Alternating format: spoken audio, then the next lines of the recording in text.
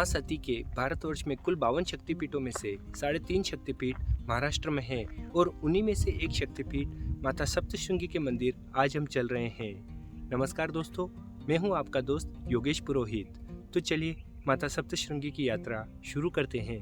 माता सप्तशृंगी के मंदिर के दर्शनों के साथ ही आज हम इस स्थान पर कुछ ऐसी जगहों पर भी चलेंगे जिनके बारे में हम आज तक लगभग अनजान रहे हैं। तो चलिए इस रोचक यात्रा की शुरुआत करते हैं। माता सप्तशृंगी का ये स्थान महाराष्ट्र के नासिक शहर से 70 किलोमीटर की दूरी पर 4800 फीट ऊंचे पहाड़ पर स्थित है, जहां आप सरकारी या अपने निजी वाहनों से साल के किसी भी मौसम में आराम से जा सकते हैं।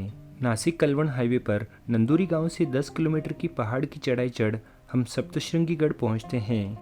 हाईवे से 10 किलोमीटर का ये पहाड़ी रास्ता बहुत ही सुंदर बना हुआ है। बारिश के मौसम में जगह जगह पानी के झरने और कई सारे सीनिक व्यू हमें देखने को मिलते हैं। महाराष्ट्र और गुजरात के लाखों लोगों की आराध्य देवता है माता सप्तशृंगी। यहाँ पहुंचकर हम अपनी गाड़ी यहाँ के रोपवे पार्किंग में लगाकर रोपवे सेंटर की तरफ चलते हैं।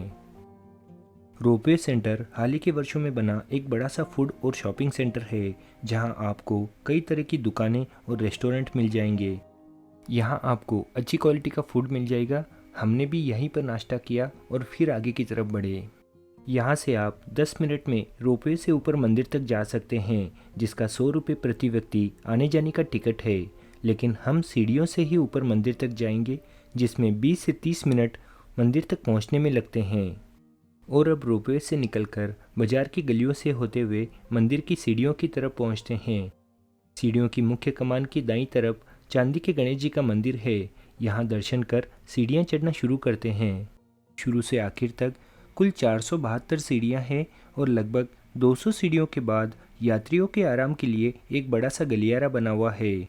यहाँ थोड़ा रुककर फिर से आगे बढ़ते हैं। माता सप्तशृंगी का ये स्थान महाराष्ट्र के 3.5 शक्तिपीठों में से एक है। शिव पुराण के अनुसार यहाँ माँ सती का दाहिना हाथ गिरा था और मार्कंडेय ऋषि की प्रार्थना पर ब्रह्मा जी ने अपने कमंडलू से इसी स्थान पर सप्तशृंगी देवी की उत्पत्ति की थी।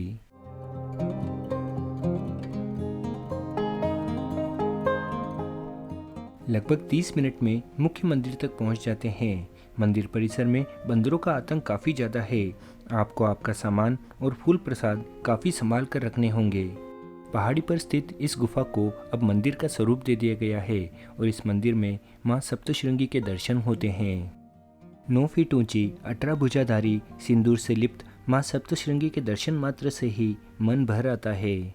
यहाँ देवी ने अपने हर हाथ में अलग अलग आयुध धारण किए हुए हैं। महिषासुर वध के लिए सभी देवी देवताओं ने अपने आयुध माँ सप्तशृंगी को दिए थे। पौराणिक काल में महिषासुर राक्षस का वध कर माँ सप्तशृंगी इसी गुफा में विश्राम करने आई थी और यहीं रुक गई। आगे रामायण काल में श्री राम लक्ष्मण सीता अपने वनवास काल में पंचवटी जाने से पहले माता सप्तशृंगी और मार्कंडेय ऋषि के दर्शनों के लिए इस पहाड़ पर आए थे। अब दर्शन कर वापस नीचे उतरते हैं। यहाँ ऊपर चढ़ने की और नीचे जाने की सीढ़ियाँ अलग अलग बनी हुई है। इस स्थान को अर्धशक्तिपीठ क्यों कहा जाता है, इसके बारे में कोई ठोस जानकारी उपलब्ध नहीं है। यहाँ के पुराने महंतों के अनुसार इस स्थान को आद्य शक्तिपीठ पुरातन काल में कहा जाता था और उसी का अपभ्रंश होकर धीरे धीरे आद्य का अर्धशक्तिपीठ कहा जाने लगा। हालांकि यह एक पूर्ण शक्तिपीठ है।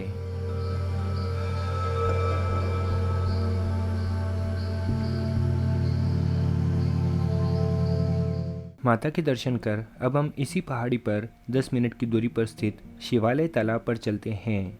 सप्तशृंगीगढ़ आने वाले यात्री इसी पवित्र कुंड में स्नान कर माता के दर्शनों के लिए जाते हैं। पूरे सप्तशृंगीगढ़ पर कुल 108 पानी के छोटे बड़े कुंड हैं और इस कुंड के पानी को सबसे पवित्र माना जाता है। और शिवालय तीर्थ के आसपास ही सप्तशृंगीगढ़ के सारे टूरिस्ट पॉइंट हैं।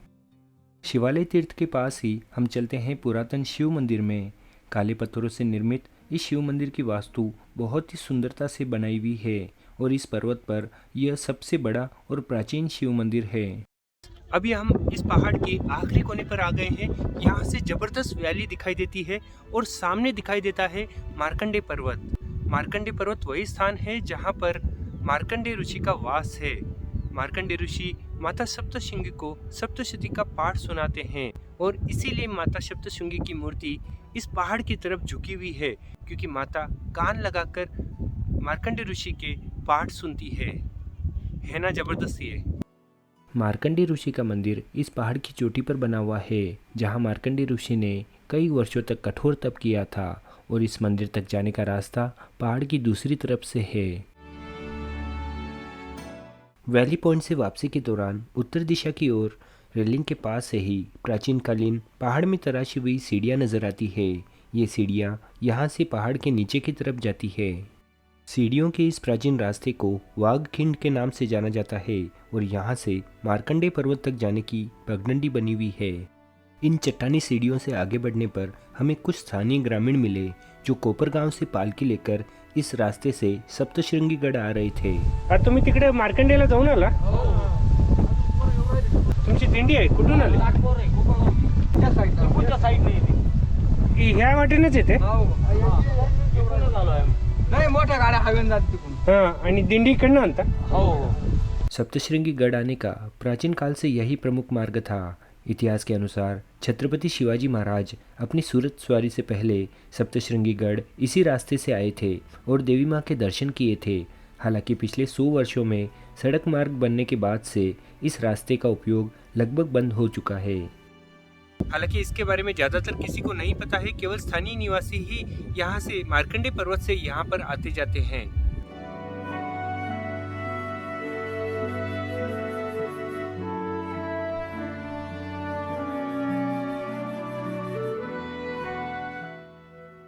सप्तशृंगीगढ़ के सारे साइड सीन देखकर अब हम भोजन करने अन्नपूर्णा प्रसादालय चलते हैं, जो कि मंदिर ट्रस्ट की तरफ से ही चलाया जाता है।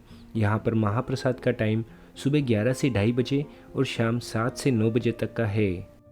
यहाँ आपको 20 रुपये में जनरल थाली और 60 रुपये में वीआईपी थाली मिल जाती है, जिसमें अनलिमिटेड फूड मिलता है और फूड क्वालिटी काफ़ी अच्छी है। यहाँ हमने यहाँ पर वीआईपी कूपन लिया, जिसमें 2 तरह की सब्जी, दाल चावल और चपाती के साथ मिठाई भी मिलती है। इतने कम रेट में इतनी बढ़िया फूड क्वालिटी केवल अन्नपूर्णा प्रसादालय में ही मिल सकती है। प्रसादालय के सामने ही मंदिर ट्रस्ट के निवास स्थान बने हुए हैं, जहां आप ऑनलाइन या यहां आकर काफ़ी रिजनेबल दामों में रूम बुक करा सकते हैं। हालांकि यहां पर बजट के हिसाब से 2 और 3 स्टार लेवल के होटल भी बने हुए हैं। सप्तशृंगीगढ़ से वापस नीचे उतरते समय सामने की पहाड़ी पर चोटी पर एक बड़ा सा छेद बना हुआ है। पौराणिक मान्यताओं के अनुसार महिषासुर राक्षस से युद्ध करते समय माँ सप्तशृंगी के त्रिशूल के प्रहार से ये छेद बना था। हालांकि पुरातत्व विभाग के अनुसार हवा और पानी के रिसाव से हजारों वर्षों में ये छेद प्राकृतिक रूप से बना हुआ है। ये है सप्तशृंगीगढ़ का छोटा सा बस स्टैंड और अब यहाँ से वापस पार्किंग की तरफ चलते हैं।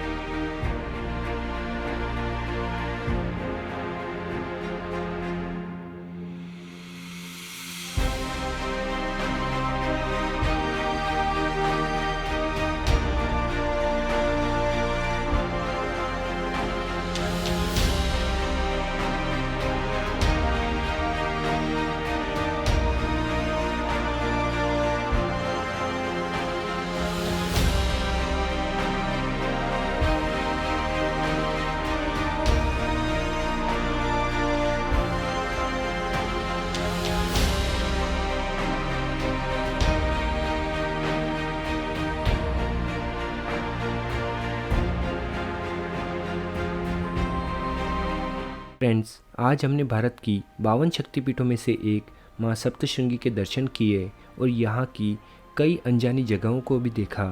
आपको ये स्थान, ये जगह कैसी लगी कमेंट करके बताइएगा ज़रूर। और जल्दी ही मिलते हैं एक और नई जर्नी में। तब तक अपना ध्यान रखिए। धन्यवाद।